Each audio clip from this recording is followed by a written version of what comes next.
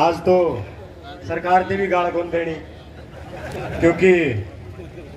चलो देर आए दुरुस्त आए ठीक चले। वो क्या आग्रह है भाई, जनता की आवाज भगवान की आवाज होती है, और भगवान के घर देर हो सकती है, देर नहीं हो सकती, लेकिन इस धरने से बहुत सारी चीजें हमें सीखनी चाहिए, क्योंकि ये सरकार इसी है, ये तो आए दिन हमने गाड़ देने का मौका देंगी। चाहे मुआवजे की बात हो, बिजली की बात हो, और बहुत सारी चीजें जो किसानी से जुड़ी हुई है, कदे कर्मचारियों की बात आज है, सारा ही सिस्टम फेल हो रहा है। इसलिए मैं तो आप सरकार को भी और प्रशासन को भी ये बात कहना चाहता हूं कि ठीक हो भाई, सद्बुद्धि आएगी। और उन सुरेश प्रधान जी बता रहे थे, उन साथियों का भी बहुत बहुत धन्यवाद जो एक 48 दिन लंबे चले इस संघर्ष के बीच में आए और इस संघर्ष को विराम लगाने के लिए एक कदम आगे बढ़ाने का काम किया। और मैं आज सिर्फ एक बात ये कहना चाहूंगा कि बुहारी की एक सीख न्यारी कर लिया अपन सारे ने बेरा, एक सीख था आज तक किसी ने भी घर की सफाई नहीं हुई है, ना कोई कर सकता, लेकिन इकट्ठी बुहारी इकट्ठी झाड़ू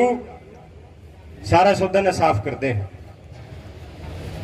वो एकता,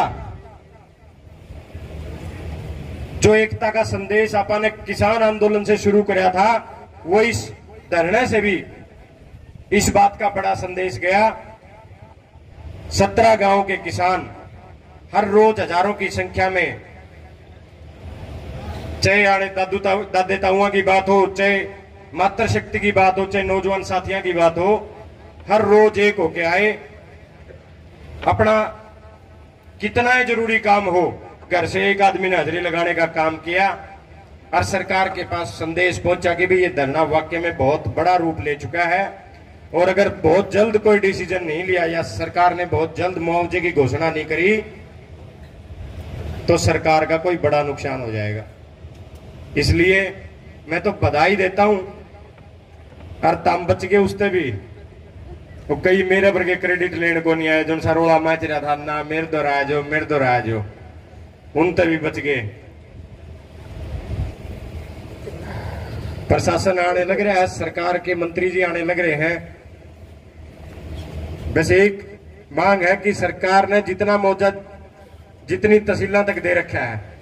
उनसे ज्यादा मुआवजे की घोषणा करके जावे,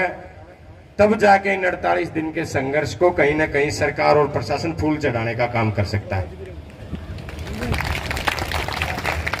और सम्मान और हौसला अफजाई तो हमारी संस्कृति है। चाहे सरकार का कोई प्रतिनिधि आओ, चाहे सरकार का मंत्री आओ, चाहे प्रशासन का कोई भी आओ,